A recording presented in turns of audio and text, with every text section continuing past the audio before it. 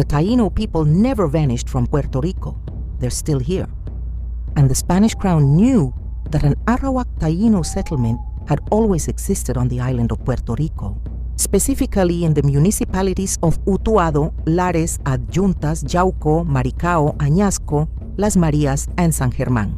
Here we will show you the documents we found where the Taino, Indiera, and these Native Americans are mentioned. The first report sent from Puerto Rico to King Charles III of Spain was written by Francisco Manuel de Lando, a Spaniard who served as the Lieutenant Governor of Puerto Rico.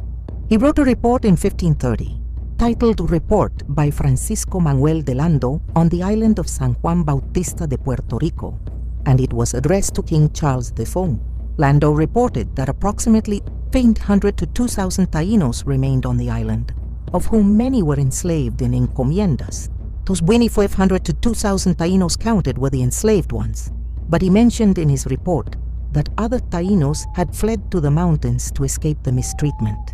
Lando pointed out that these indigenous people lived scattered in the interior of the island, mainly in the areas we now know as Utuado, Lares Adjuntas, Yauco, Maricao, y Añasco, regions that would later be called the Indieras for being a refuge for the free Indians.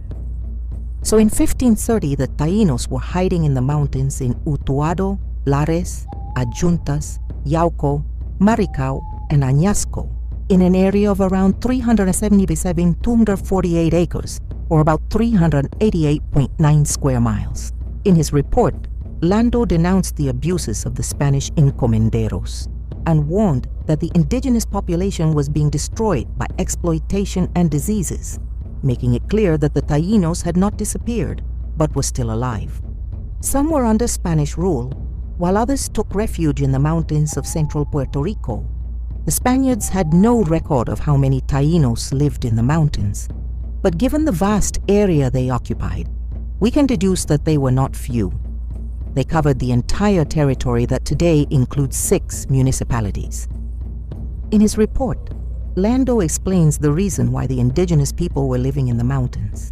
He said, "The native Puerto Rican Indians, who are not in the towns, live in the mountain ranges in the center of the island, in places where the Christians cannot go to capture them, because the encomenderos kill them through hunger and forced labor, and the Indians flee to the mountains to free themselves from such great cruelty."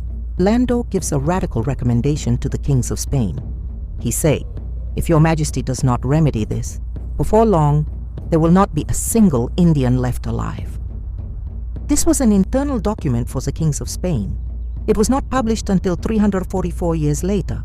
The Library of Congress holds the complete manuscript by Francisco Manuel de Lando, titled Relación de la Isla de San Juan Bautista de Puerto Rico, available both in facsimile and on microfilm. A copy also exists in the Archivo General de Indias. To view the document, go to https://www.loc.gov. In the search bar, type Francisco Manuel de Lando, Puerto Rico, 1530.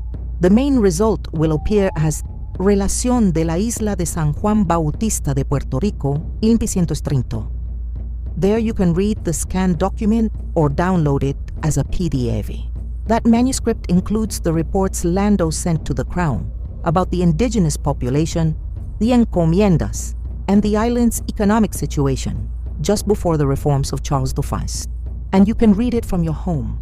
In 1535, Gonzalo Fernández de Oviedo y Valdés wrote General and Natural History of the Indies, in which he offers one of the first colonial chronicles about the indigenous people of Puerto Rico. Oviedo never states that there are no Tainos in Puerto Rico. On the contrary, he clarifies that by 1535, the Tainos were either enslaved or had fled to the mountains. This document is important because it confirms the theory that the indigenous people escaped to the mountains when the colonizers arrived on the island of Puerto Rico. Oviedo does not provide exact numbers, but he gives a qualitative description of the drastic reduction of the Taino population due to European epidemics, forced labor and wars of conquest.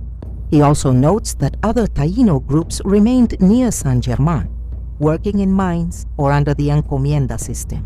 Oviedo's writings confirm that in 1535, Tainos still existed in Puerto Rico, both in the interior mountains and in the rural areas of the Southwest, whether in slavery or in resistance. Oviedo wrote about the indigenous people of Puerto Rico in 1535, but his complete text wasn't published until 1851, 316 years later. The censorship of Puerto Rican indigenous topics during colonial times was no coincidence.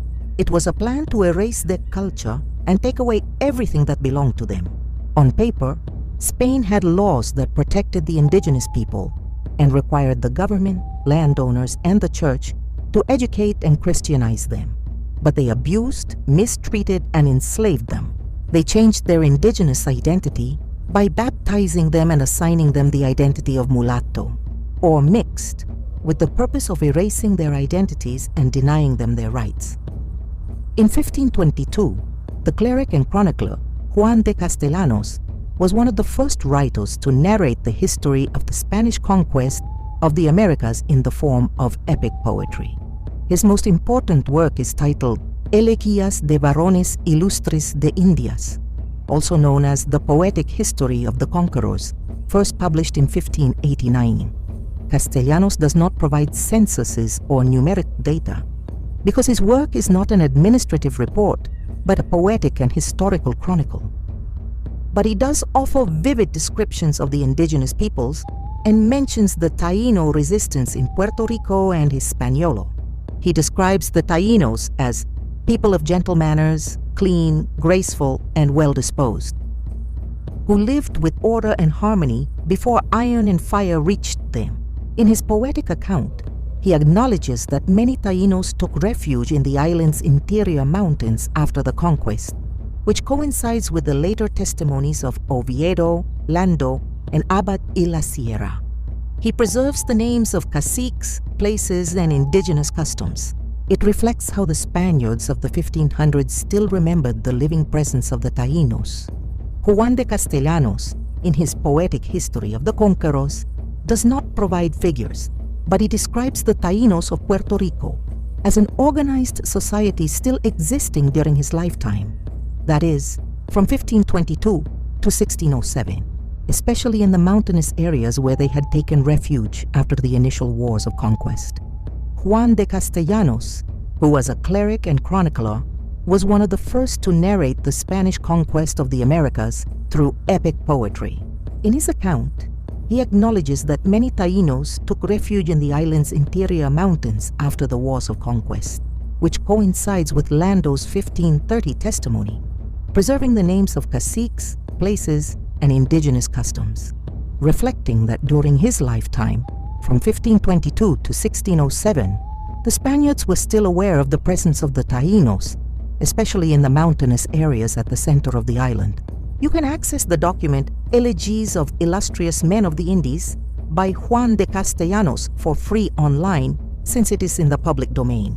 Open the direct link at https://www.cervantesvirtual.com. Obra Elegías de Varones Ilustres de Indias compuestas por Juan Castellanos. Follow us in the next chapter to continue uncovering the evidence the Spanish crown had about La Indiera in Puerto Rico and to learn how to access these historical documents. See you next time in part 2.